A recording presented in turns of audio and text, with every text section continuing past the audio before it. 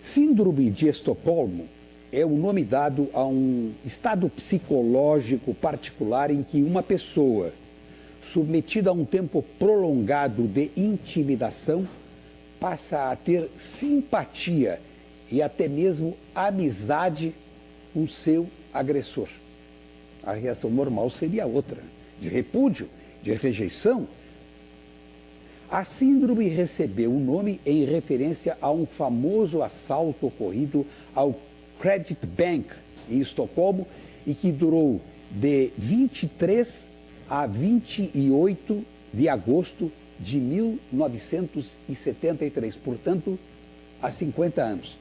Nesse acontecimento em Estocolmo, as vítimas continuavam a defender seus raptores, e aí está uma imagem do período em que ficaram confinados, sequestrados, presos pelos assaltantes. Nesse acontecimento, as vítimas continuavam a defender seus raptores, mesmo depois dos 6 dias de prisão física terem terminado, e mostraram um comportamento reticente nos processos judiciais que se seguiram. Claro, os assaltantes foram presos, foram postos em julgamento, os sequestrados que deveriam acusá-los mudaram de comportamento. O termo foi cunhado pelo criminólogo e psicólogo. Bom dia a todos. Muito obrigada por estar aqui novamente. E essa atitude é bem estranha, né? Um enamoramento, a síndrome de Estocolmo se caracteriza por esse enamoramento, essa vinculação afetiva com o sádico, o sequestrador, o torturador, né? O que tem aí, né? Ela desenvolve isso de forma inconsciente para se defender. Na verdade, ela imagina que esse sequestrador poderá se afeiçoar por ela e, então, soltar, né, desta tensão, desse cativeiro. Então, a síndrome de Estocolmo é uma defesa do sujeito contra esse medo terrorífico, esse traumático, do qual ela não sabe como sair. Então, por aí, assim.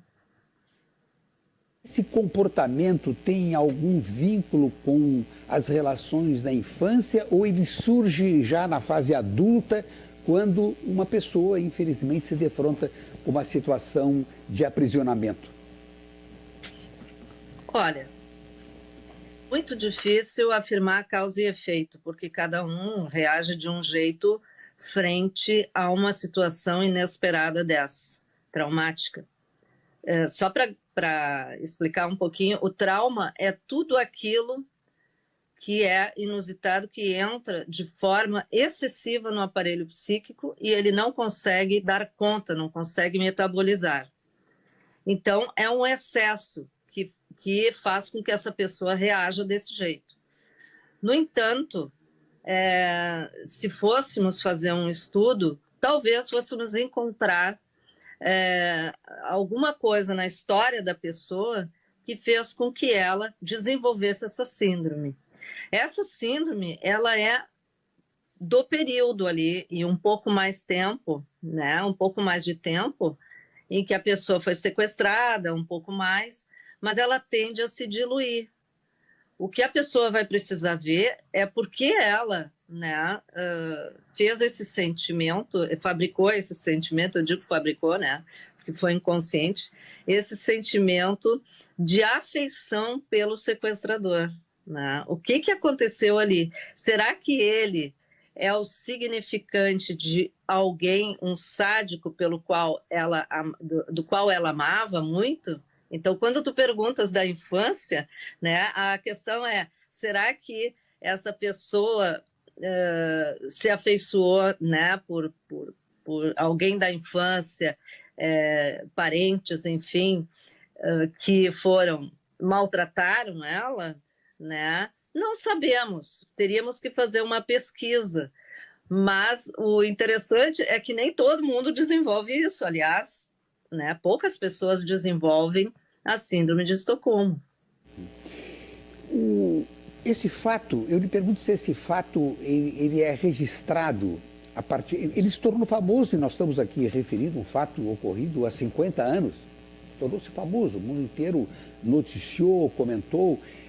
Há registros na sua atividade profissional, na atividade profissional de seus colegas no Brasil e em outros pontos do mundo, outros registros desse comportamento diante dessa situação de dificuldade enfrentada por uma pessoa que, por exemplo, está sequestrada? Assim, eu não tenho, eu tenho que ser franca em dizer que eu não tenho experiência de alguém que foi sequestrado. O que eu tenho experiência é de alguém que foi sequestrado da sua vida, né? Que foi tratado como louco, etc. Aí é outro tema, outro assunto, né? Sequestrado da liberdade. Mas na vida, sim, né? Mulheres que são agredidas, são sequestradas da sua liberdade, né? Mas em sequestro real, né? Eu não atendi ninguém, mas certamente é uma coisa muito comum, né? Que a gente vê, e tem registros na mídia, né? De pessoas que depois vão se tratar, né? Pessoas até, vamos dizer, com um certo renome, assim. Doutora, ontem os jornais registraram o resultado de uma pesquisa mostrando que crianças de 1 ano de idade, quando em contato permanente já começam a teclar os smartphones, e ao invés, o conceito é que, bom, isso é um avanço extraordinário, mas as crianças não desenvolvem algumas capacidades por estarem presas às telas. Esse resultado surpreendeu seus colegas, porque pensava-se o contrário. Surpreende a senhora também o resultado dessa pesquisa? Não permite o avanço que havia anteriormente ao uso desses equipamentos. É o avanço, eu concordo, porque é o avanço psicológico, né? É assim, como que uma criança vai passar a vida sem registros constantes das pessoas em volta dela? Como que isso será substituído por uma tela? Então, tem efeitos dramáticos, né? Eu diria até nem dramáticos, traumáticos, porque ela fica robotizada, ela fica sem o contato afetivo com os cuidadores. Se o cuidador coloca na mão dela uma tela para ela ficar quieta, né? Os bebês, por exemplo.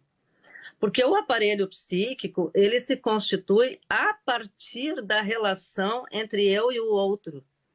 E por mais que entre, né, a tecnologia, não irá substituir o humano. Então, não estranha que essa pesquisa nos mostre que um psiquismo não se constitui de forma saudável se ele não tiver a presença de outra pessoa, de um pai, de uma mãe, de um cuidador, enfim, ali todos os dias. Feito. Não tem substituição, Bert. Muito preciosa a sua observação e a sua orientação. O aparelhinho não pode substituir o contato, a relação, porque é um aparelho eletrônico, ele não transmite afeto, né? Essa observação é muito precisa e preciosa, doutora Magda. A senhora queria fazer mais alguma observação a propósito dessa questão da formação da criança, da infância? Sim, todos os cuidados, né? Todo cuidado é pouco e nós precisamos propiciar o máximo de tempo da criança com relações reais, né? Não virtuais. Sim. O virtual, ele terá todo o tempo do mundo para acessar. Ele entra na adolescência, ele vai vida fora, às vezes até vai trabalhar com a informática, então ele tem tempo para isso. Não ficará em atraso. Mas a relação pai, mãe, filhos, família, professor, aluno, ela acontece no aqui e no agora, enquanto a criança está se desenvolvendo. E eu acho muito saudável essa ideia, né, das escolas começarem a proibir dentro da sala de aula o celular. Depois, no intervalo, em outro momento, eles utilizam. Ou quando fazem uma pesquisa, né, que o professor solicita os aparelhos eletrônicos para pesquisarem, mas não o tempo todo, e que substitua, né, o contato com a sala de aula, com os pais, com os cuidadores, porque eles estão constituindo o aparelho psíquico. Uhum.